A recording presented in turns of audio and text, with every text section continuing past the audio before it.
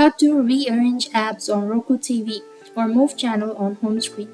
Welcome back to our channel. In this video, I'll show you the procedure on how can you rearrange apps on your Roku home TV home screen. You could actually use a Roku remote to highlight the app you want to move. For that, you simply want to click on the star button and select Move App on your TV.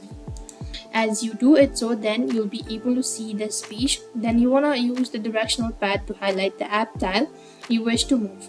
After which, you simply want to click on the star button on the remote, select the Move App options from the menu that appears. Then you simply want to select the particular app or specific app that you want to move to the home screen and click on the OK button for the confirmation. And once you've done it, the home screen will be arranged, and this is how you could rearrange apps on your Roku TV or move apps on your Roku TV. So I hope the video was helpful. Make sure to like, share and subscribe to our channel. Thank you for watching. See you in the next video.